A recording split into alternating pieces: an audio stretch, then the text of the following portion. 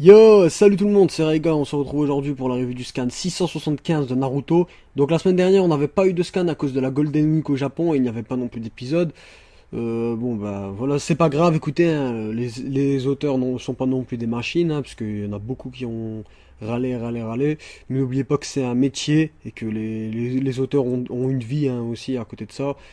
Même si le métier de mangaka, voilà, on va pas rentrer dedans, mais voilà, on est d'accord que c'est un métier quand même assez difficile et c'est vraiment pas donné à tout le monde, quoi, d'endurer les carences de sommeil, tout ça, c'est pas facile du tout. Donc voilà. Donc maintenant, passons à ce scan que j'ai trouvé, bon, bof, franchement, parce qu'on n'a pas eu énormément de nouveautés, si ce n'est qu'on a appris qu'en fait, Madara aurait manipulé le village de Kiri, mais on y viendra après.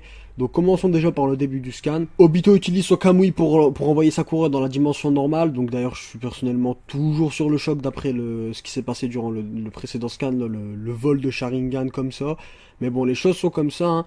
On apprend ensuite qu'en fait Madara avait fait un espèce de saut maudit dans le cœur d'Obito et que celui-ci a disparu lorsque Kakashi l'a planté avec son kunai Reikiri, il me semble.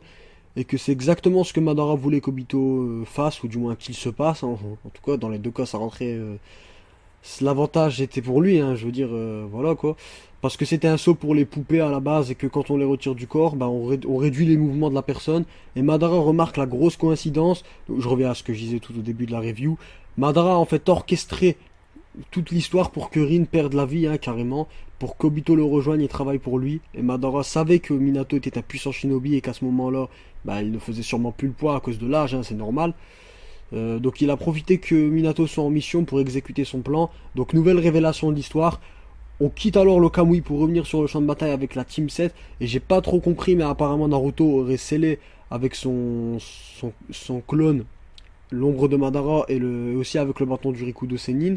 Et Naruto utilise apparemment un de ses nouveaux pouvoirs. Et Kakashi retrouve la vue d'un œil de l'œil qu'il avait perdu, quoi, hein.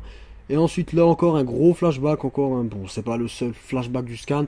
C'est assez dommage, hein, on nous remontre le tout début de Naruto où Sasuke dit moi c'est Sasuke, il y a très peu de choses que j'aime, beaucoup que je n'aime pas, mon rêve de tuer quelqu'un en particulier.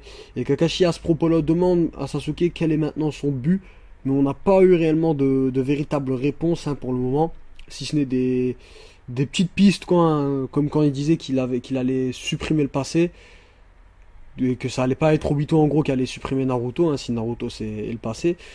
Donc le scan se termine quand une personne sort du Kamui. Alors on ne sait pas encore si c'est Obito ou Madara, mais je pense bien que c'est Madara qui a récupéré l'œil d'Obito, qui est sûrement mort, hein, de toute manière. Il a suffisamment aidé et apporté au personnage. Je pense que s'il n'est pas encore mort, la meilleure des choses qu'il pourrait faire, ce serait de donner son dernier Sharingan à Kakashi, parce que le combat va reprendre. Je pense que pour le prochain scan, Madara va frapper fort. Je vous cache pas que les pouvoirs de Naruto ne m'intéressent vraiment pas plus que ça. Je préfère quand même voir Sasuke à l'action de toutes ses forces contre Madara avec les deux Rinnegan que Naruto avec ses pouvoirs 40 000 clones, chakra Kyuubi, on a vu ça pendant 100 scans facilement. C'est bon, c'est au tour de Sasuke de briller. On trouve que Naruto est beaucoup trop fort et beaucoup trop avantagé comparé à Sasuke. Il est temps un petit peu de rééquilibrer les forces. Puis bon, là, Naruto, c'est un petit peu n'importe quoi, j'ai envie de dire, hein. Genre, il redonne la vue à Kakashi, c'est limite de la magie, quoi. Surtout que Kakashi n'a absolument rien à faire. Je veux dire, c'est le combat de Naruto et Sasuke contre Madara. Personne ne doit intervenir. Même si là, bon, c'est bien parti pour que Kakashi, Sakura et Tobirama viennent en aide à Naruto et Sasuke. Puisque je le rappelle, Tobirama a été libéré par Sasuke de l'étreinte que lui avait fait Madara avec l'épée, là. Donc au final, ce scan, je le trouve vraiment bof. J'attends pourtant beaucoup de ce combat, hein, et surtout de son issue, mais je trouve quand même qu'il y a de l'exagération au niveau des pouvoirs là, hein. Rendre la vue, c'est quand même un petit peu, voilà quoi. Je pense que vous-même aussi, vous avez dû trouver ça un petit peu, voilà, c'est limite là. Encore une fois, on va devoir faire avec, puis on verra bien ce que ça donnera pour donner vraiment un avis final. Donc, bah écoutez, c'est la fin de cette review, les amis. Donc sur ce, moi je vous laisse. Je vous souhaite une bonne journée et puis écoutez, n'hésitez pas à me laisser votre avis, n'hésitez pas à lâcher un like si la review vous a plu, ça fait toujours plaisir, hein, et ça encourage.